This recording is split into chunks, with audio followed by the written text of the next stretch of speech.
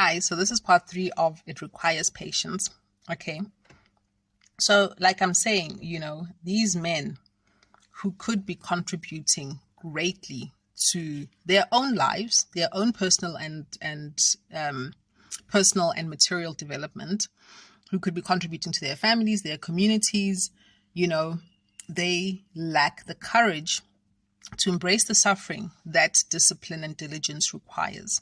To embrace the suffering also that faith requires, to have faith in yourself. Because if you're going to have faith in yourself, it's very important for you to know yourself. Who am I? What am I about? Am I really this person that society has conditioned me to see myself as?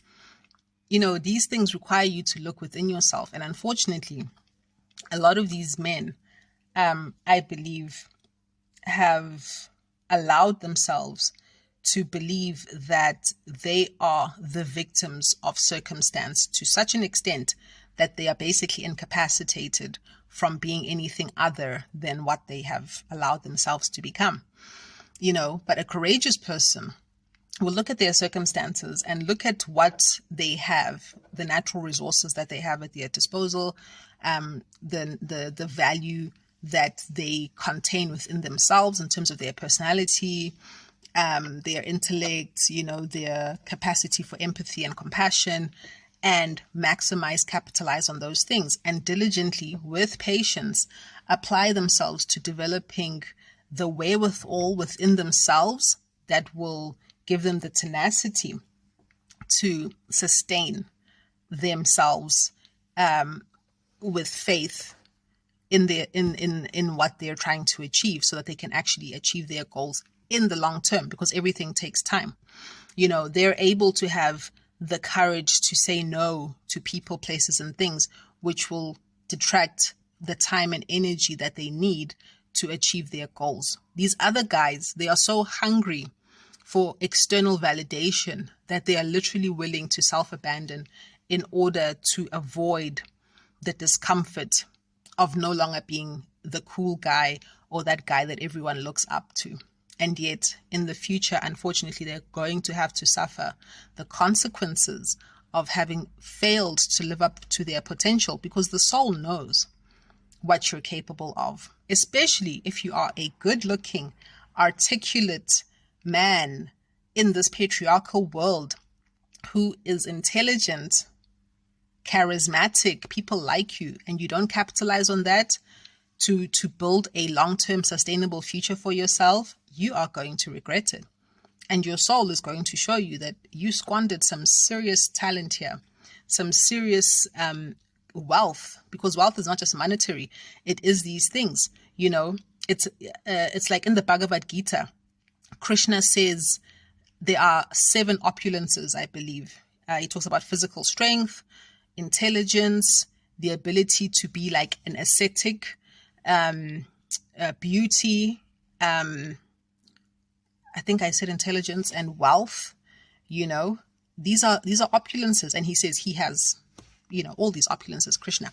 But he explains that these are opulences. And now imagine this person who has all these opulences, and instead of having the courage to embrace the suffering that is required in order to achieve the goals, because you're going to need the self-discipline, you're going to need to say no to people, places, and things that are not going to contribute. You're going to have to be embrace the suffering of being patient, the suffering of looking within yourself and taking out all the things, embracing and integrating your shadow, excavating all the things that mentally hinder you from having the self-belief. Because what are we seeing in the case of these guys is people with chronic lack of self-belief.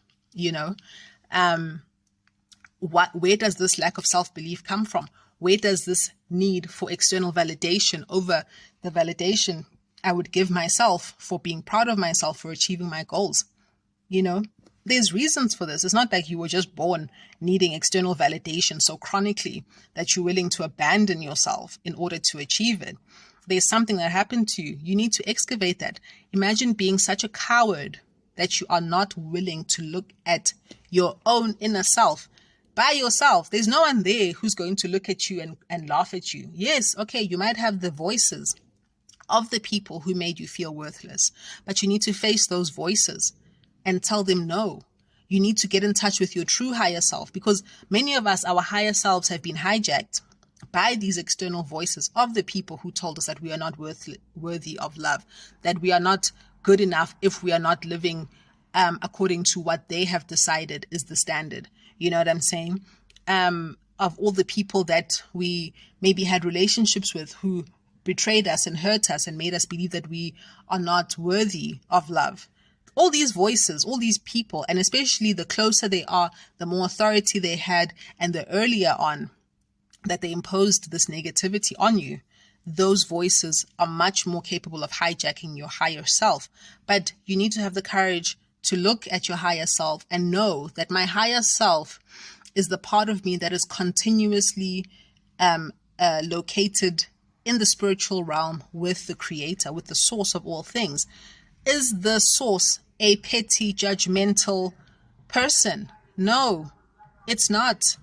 The source is pure truth. Okay? It is the capacity to transform and grow and evolve and express ourselves authentically and increasingly authentically as we go deeper into our relationship with the truth of who we are and the truth of existence. Okay.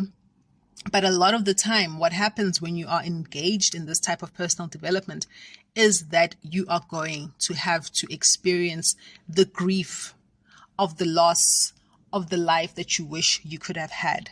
You're going to have to experience the grief of accepting that no one is going to really see you the way you truly are. Okay, then you need to find the internal resources to deal with that. You need to connect with your higher self. You need to understand that there are other beings from other realms, from places that are not of this planet, who really do have your back. You have to have faith in that. And you can feel it. You can feel it. It's a real thing, right? You need to explore knowledge and truth and listen to people around you who are telling you these things, and don't shun them because society has said they're weirdos. Think for yourself. Do you think they're weird, or do you think that what they're saying is actually true? If you think it's true, then work on it. It doesn't mean you have to shout to the rooftop and say, I am now following such and such a thinker's line of thought. Judge me as you will. It's not business. Just do it in the privacy of your own head, in your own heart. You know what I'm saying? And so I think when I say it requires patience, the ability to unlock that patience is the ability to have courage. You need to cultivate courage. You need to have the courage of your convictions, okay, to believe in yourself, that you are worthy enough to achieve your goals, and that you are worthy enough for the diligent application of yourself towards the development and growth and nurturing of your goals, you know. And, you know, for those men, I would really recommend that they think about the different cultures that have well-developed ideas of masculinity, okay? One of them, for example, is the Japanese culture with the Bushido philosophy. Now, Japan is a highly patriarchal society, so that's a reality, and I'm not going to pretend it's not, and I'm not going to pretend that it's a society with very dire levels of poverty, as wealthy as they are, okay? But this is also one of the hallmarks of the Industrial Revolution. You know, before Bushido comes, it's like an ancient philosophy.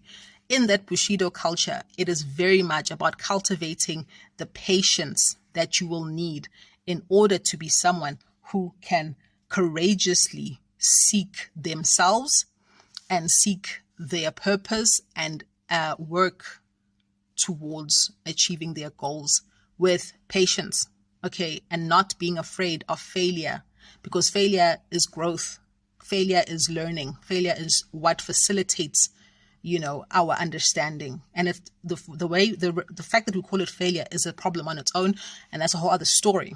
But what I'm saying is, please, to all you men out there who know you have the potential to do great things, have the courage to patiently apply yourself to becoming the best version of yourselves. And this applies to everyone, but I just felt the need to really point out that those men are depriving the world of a lot. Thank you.